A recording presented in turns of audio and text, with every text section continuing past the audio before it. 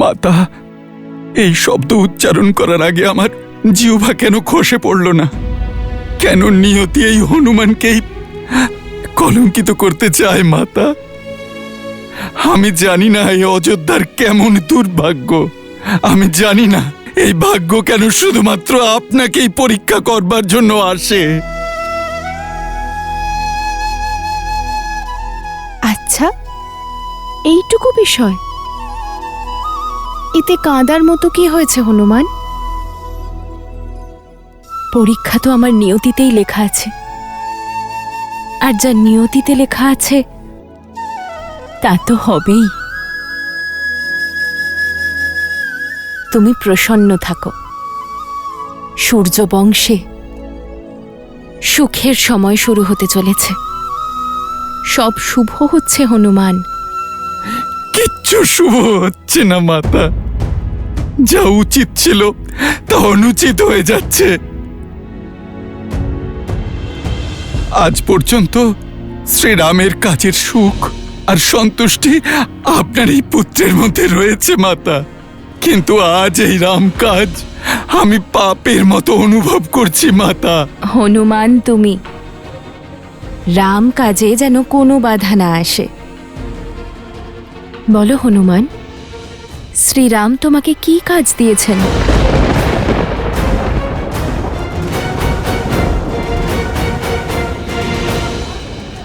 আরো দ্রুত।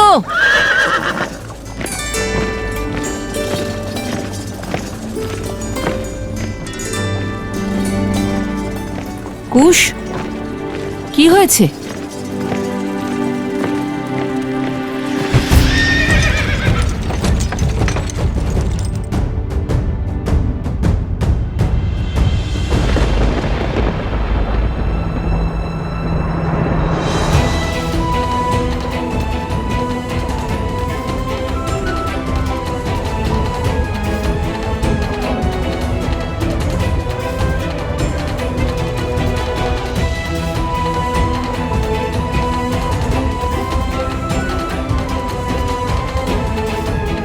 আজই রামকার্য পূর্ণ করাতে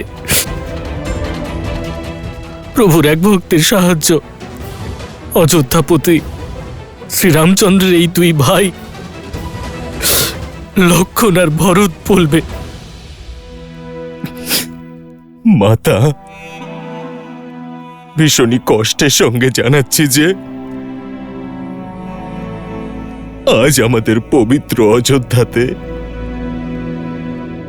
আরো একবার লোক অপবাদের তীর ধেয়ে এসেছে। কি?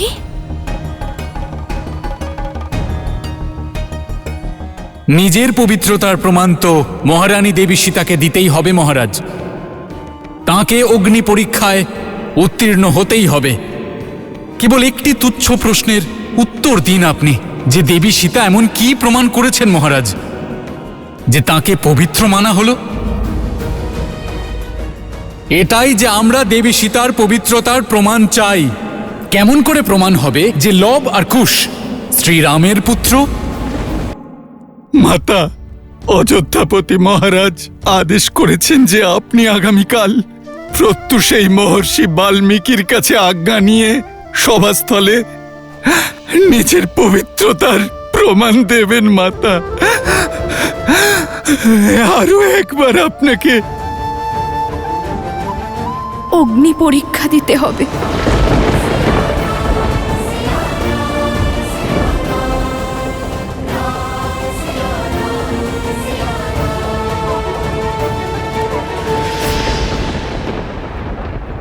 তোলো, জোরে, আরো জোরে।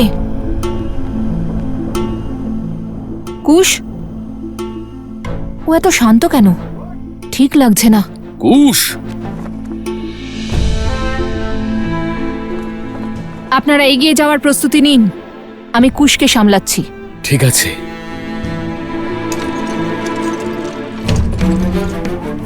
কুশ, কুশ দাঁড়াও। এত তাড়া করছো কেন অযোধ্যায় যাওয়ার জন্য? কুশ, কুশ কি হয়েছে তোমার, বলবে? জানি না দাদা। যখন জানোই না তাহলে এইসব কেন? সেটাই তো বুঝতে পারছি না। শুধু মনটা অস্থির লাগছে। ইচ্ছে করছে যত তাড়াতাড়ি সম্ভব মাতার কাছে পৌঁছতে। মনে হচ্ছে অবশ্যই আমাদের মাতা কোনো সংকটে রয়েছেন। শান্ত হও কুশ, সূর্যাস্ত হতে চলেছে। অন্ধকারে যদি বন অতিক্রম করতে হয় তাহলে তুমি মাতার কাছে নয়, মাতাকে তোমার কাছে আসতে হবে। অনেক সময় যখন আমাদের স্বপ্ন বাস্তবে রূপান্তরিত হয় তখন মনে ভয়ের সঞ্চার হয়েই থাকে। ঠিক তেমনই যেমন ভোর হওয়ার আগে অন্ধকার প্রকট হয়ে ওঠে, আর তোমার মনেও সেই ভাবনাই রয়েছে কুশ। আমার কথা শোনো, শান্ত হও। তুমি যেমন ভাবছো তেমন কিছুই নয়।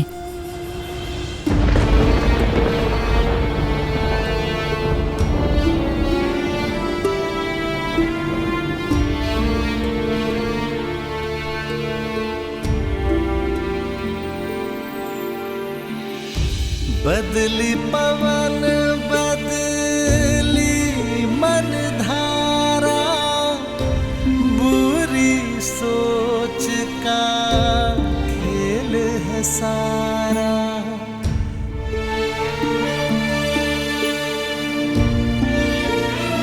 তোমরা সবাই প্রস্থান করো, আমার ধ্যানের সময় হয়ে গেছে।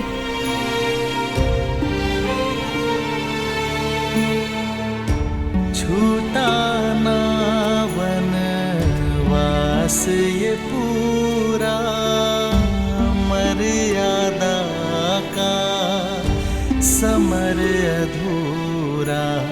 राम सिया राम सिया राम सिया राम, राम सिया राम सिया राम। कैसे करे भापार ये राम, राम सिया राम सिया राम, सिया राम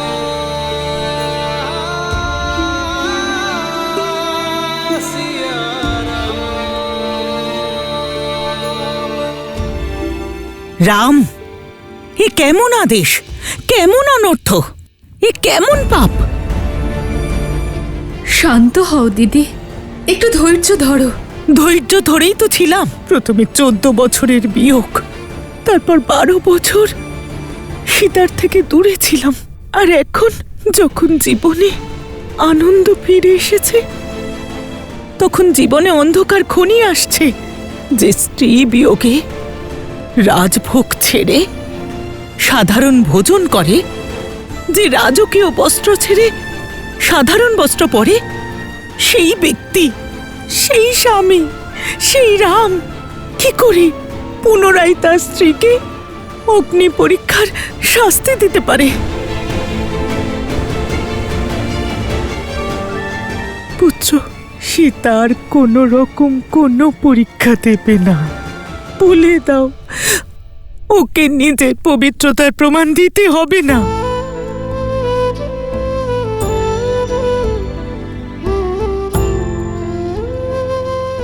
রামের তার সীতার থেকে কোনো প্রমাণ চাই না মা। আমার সীতার প্রেমের প্রতি, তার ত্যাগের প্রতি, ওর সমর্পণের প্রতি আমার বিশ্বাস আছে, আর আমার সীতার আমার সিদ্ধান্তের ওপর। কিন্তু অযোধ্যার মহারানী হবার কারণে ওকে প্রজাদের পরীক্ষায় সফল হতে হবে।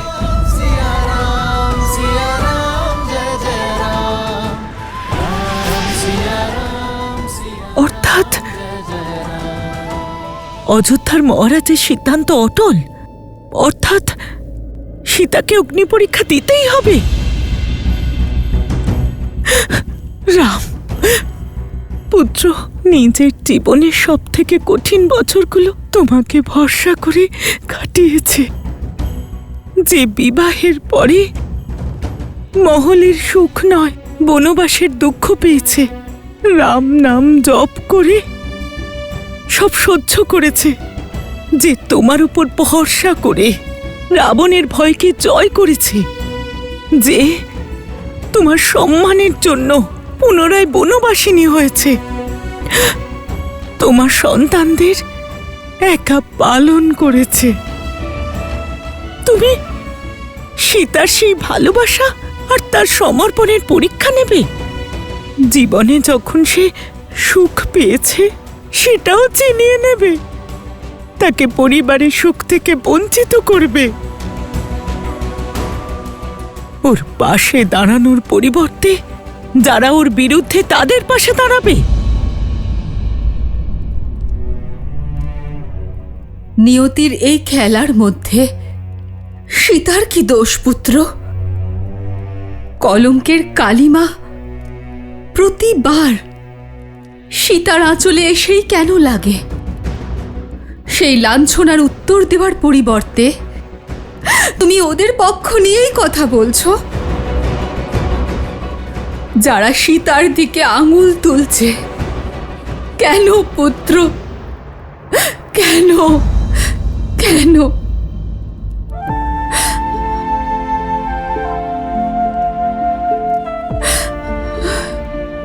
বসো মা।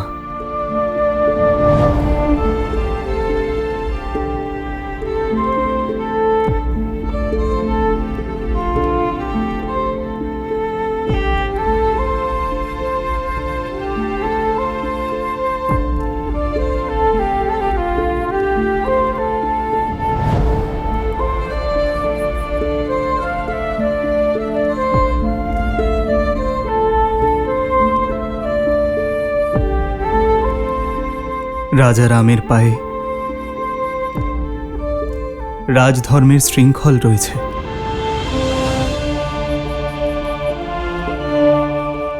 এক রাজার বিড়ম্বনা রাজমাতারা না বুঝলে আর কে বুঝবে? তোমরা অযোধ্যার মহারানী ছিলে। এই সিংহাসনের মর্যাদা, কুটের সম্মান তোমরা খুব ভালো করে জানো। সভায় আমি যা কিছু বলেছি তা একজন স্বামীর ভাবনা ছিল না, একজন রাজার প্রতিশ্রুতি ছিল। অযোধ্যার সিংহাসনের মান ছিল, অযোধ্যার সিংহাসনের সম্মান ছিল। রাম তার সীতাকে কেবল ভালোবাসাই নয়, বিশ্বাসের সূত্রেও বিঁধেছে। সেই জন্য আজ যখন সীতার পবিত্রতার প্রতি আবারও প্রশ্ন উঠেছে, তখন আমি বুঝতে পেরেছি যে অযোধ্যায় এখনো একটি মলিন চিন্তাধারা রয়ে গেছে। অযোধ্যাবাসীর মনে সীতার প্রতি সন্দেহ এখনো আছে। রঘুনন্দনের স্ত্রী, রঘুকুলের পুত্রবধূ আর মহারানী হবার কারণে আমি চাই যে ওর চরিত্রে যেন কোনো প্রকারের কলঙ্ক না লাগে, কেউ যেন ওকে লাঞ্ছিত না করে। মা, শুধু এই কারণেই আমি এই সিদ্ধান্ত নিয়েছি। রাম, রাজধর্মের পরিভাষা আমি তোমার থেকেই শিখেছি মা। সেই রাজধর্ম যা একজন রাজার কর্তব্য,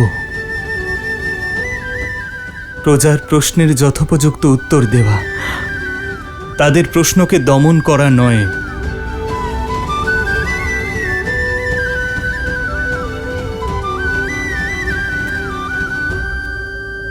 আজ সকল প্রশ্নের একটি উত্তর মা, অগ্নি পরীক্ষা।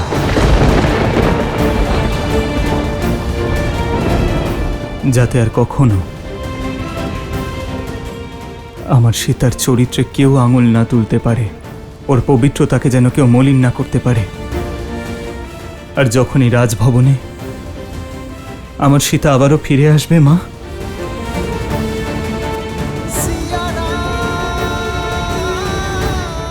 তখন ওকে সর্বপ্রথম উপহার আমি দেব মা।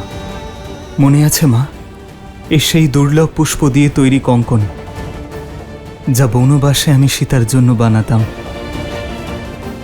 এগুলো দেখে সীতার সেই সুখস্মৃতি মনে পড়ে যাবে, যা আমরা প্রকৃতির কোলে সংসার থেকে দূরে কাটিয়েছিলাম। আর যদি এইবার সীতা ভেঙে পড়ে, তাহলে যদি এইবার সীতা নিজেকে সামলে উঠতে না পারে, তাহলে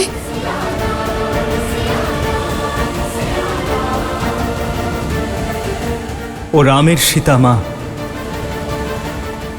কখনো ভেঙে পড়বে না।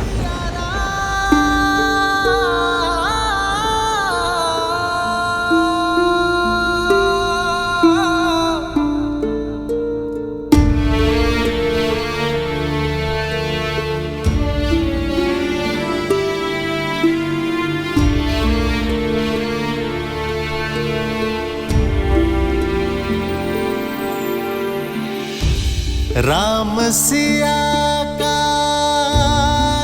बुध बंधन त्याग से करते पाप का मर्दन जग का जे फिर अग्नि परीक्षा सिया देश दिए रघुनंदन बिखरे राम है पीड़िता सीता कैसे धर्म का युद्ध जाए जीता नारी दे क्यों हर बलिदान कब होगा ये रोग निदान नारी दे क्यों हर बलिदान कब होगा ये रोग निदान सिया राम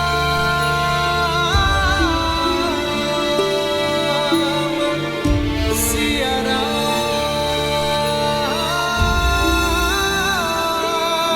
सिया राम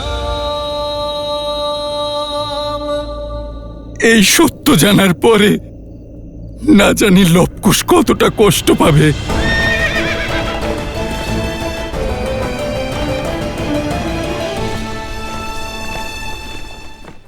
মহারানী সীতা, আজ আপনাকে শেষবারের মতন অগ্নি পরীক্ষা দিতে হবে।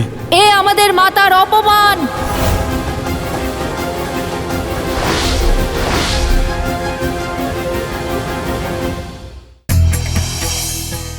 সুগ্রীবের কন্যার বিবাহ হয়েছিল হনুমানের ভাইপো অঞ্জনাদ্রির সঙ্গে, আর গণ্ডবানা ক্ষেত্রে ওনাকে পূর্বসূরি মনে করা হয়।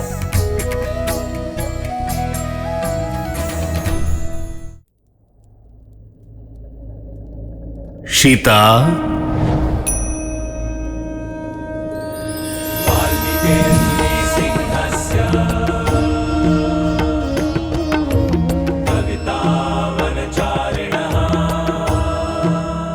প্রণাম ভগবান বাল্মীকি।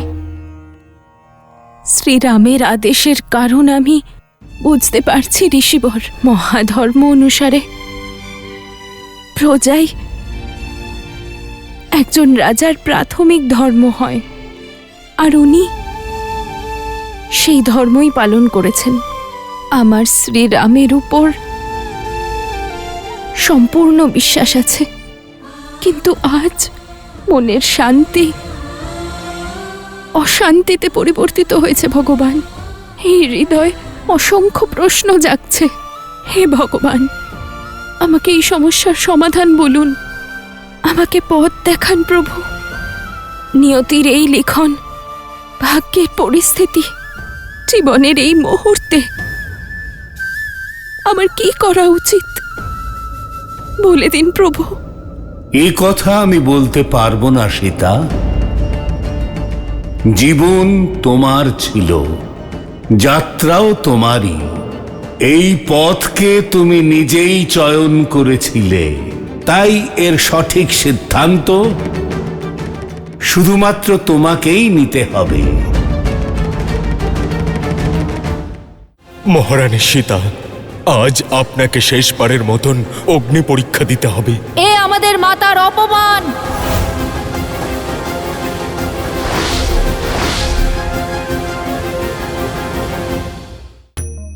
এই সময়, এই স্থিতি, এই মুহূর্ত অত্যন্ত কঠিন, কিন্তু এই দ্বিধাগ্রস্ততা থেকে স্বয়ং নিজেকেই মুক্ত করতে হবে সীতা। একজন মহারানীর ধর্ম নিজের সিংহাসনের মান মর্যাদা রক্ষা করবার জন্য সচেষ্ট থাকা। এই ধর্ম এই পরীক্ষাকে যদি সঠিক মনে করে, তাহলে পরীক্ষা দিয়ে দাও, নিজের পবিত্রতা সিদ্ধ করে দাও, নিজের ওপর ওঠা সমস্ত প্রশ্নকে থামিয়ে দাও। একজন স্ত্রীর ধর্ম হল সর্বদা স্বামীর সিদ্ধান্তকে সমর্থন করা। সেই কারণে নিজের পবিত্রতা সিদ্ধ করবার এই সংঘর্ষে তোমাকে নিজের স্বামীর সহায়ক হতে হবে, অন্যথা নয়। কিন্তু আজ আমি এখানে না কোনো স্ত্রীর জন্য এসেছি, না কোনো মহারানীর জন্য। আমি তো শুধুমাত্র একজন নারীর জন্য এসেছি, সীতার জন্য এসেছি। স্ত্রী আর মহারানীর ধর্ম নিজের নিজের স্থানে রয়েছে, কিন্তু একজন নারীর ধর্ম কি, তার কর্তব্য কি, সেই সিদ্ধান্ত তোমার নিজেকেই নিতে হবে সীতা। আর সমস্ত অধর্মকে ধর্মের পথে ফিরিয়ে